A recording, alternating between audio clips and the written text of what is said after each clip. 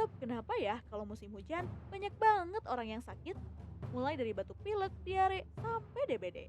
Emang apa sih hubungannya musim hujan ini sama tubuh kita? Yuk temukan jawabannya di video ini.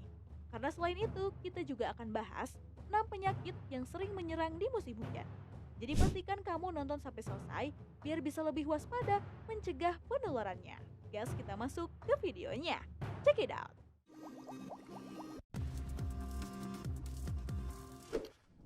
Nah, jadi gini sob, saat masa peralihan musim kemarau ke musim hujan, tubuh kita akan beradaptasi dengan perubahan suhu.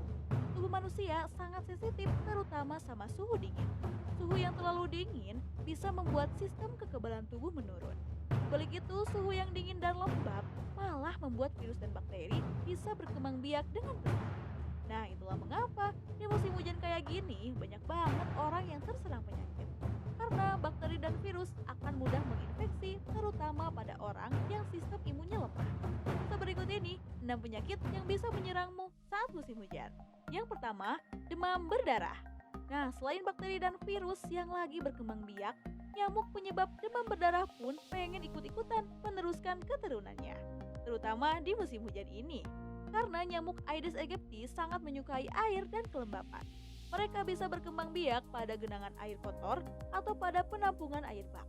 Penderita DBD dapat merasakan gejala nyeri otot, nyeri tulang, demam, sakit kepala, serta muncul bintik merah di kulit. Di Indonesia, kasus demam berdarah cenderung meningkat setiap tahunnya. Kementerian Kesehatan Republik Indonesia mencatat jumlah kasus di tahun 2022 mencapai 45.387 kasus, dengan jumlah kematian 432 kasus. Jadi sob, demam berdarah merupakan salah satu penyakit yang berbahaya dan dapat mengancam nyawa kalau nggak segera ditangani.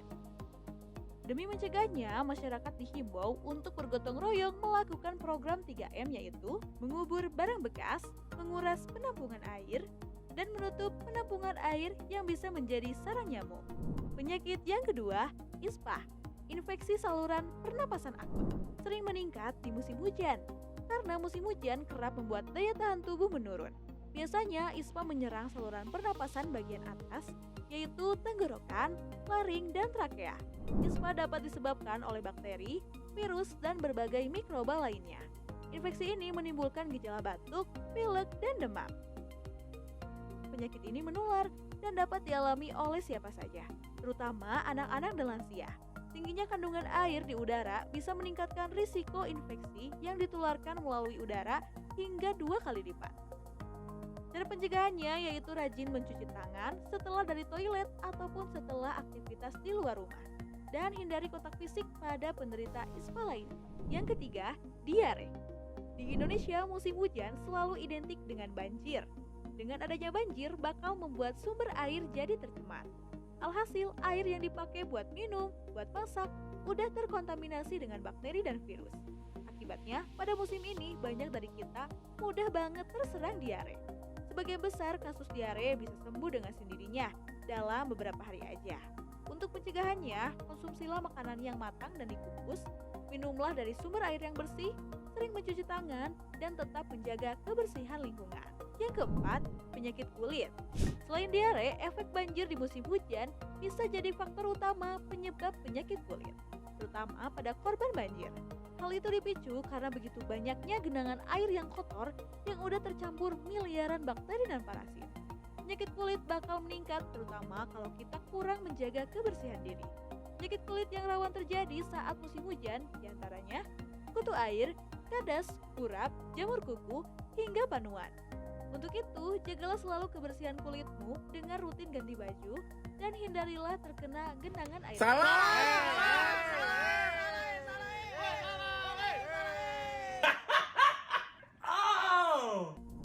Yang kelima, leptospirosis. Penyakit ini adalah salah satu penyakit yang disebabkan oleh bakteri Leptospira dan ditularkan melalui hewan, misalnya kencing tikus. Ketika terkena leptospirosis, seseorang bisa mengalami gejala sakit kepala, mual, muntah, mata merah, menggigil, nyeri di bagian betis, dan sakit perut. Bakteri Leptospira bisa masuk ke tubuh melalui luka atau lecet serta pori-pori tubuh. Pada kasus yang udah parah, penyakit ini bisa menyebabkan gangguan hati, gagal ginjal, meningitis, hingga sesak napas. Dan yang keenam, infeksi hepatitis A. Hepatitis A yaitu peradangan pada organ hati yang dipicu oleh infeksi virus hepatitis A. Penyebaran paling banyak ditemukan melalui makanan dan minuman yang terkontaminasi virus. Dilansir dari WHO, hepatitis A dapat menginfeksi siapapun, gak peduli anak-anak maupun orang tua. Penyakit ini dapat menyebabkan munculnya gejala mual, muntah, kelelahan, sakit perut, hilang nafsu makan, dan demam. Cara untuk mencegah hepatitis A adalah penerapan perilaku hidup bersih dan sehat, seperti menjaga kebersihan diri dan lingkungan. Selain itu, pastikan mengkonsumsi makanan dan minuman yang sudah matang, dan lakukan vaksinasi hepatitis A yang bisa diberikan antara usia 2-18 tahun sebanyak 2 kali dengan jeda 6-12 bulan. Nah, itu dia sob penyakit di musim hujan yang harus diwaspadai. Untuk mengetahui tips apa aja yang harus kita hadapi saat musim hujan, stay tune ya, karena bakalan kita bahas di video selanjutnya. Yang terpenting, jaga selalu kesehatan dan kebersihanmu, baik diri maupun lingkungan. Klik subscribe, like, share, dan nyalakan notifikasinya, biar kamu gak ketinggalan saat ada video terbaru.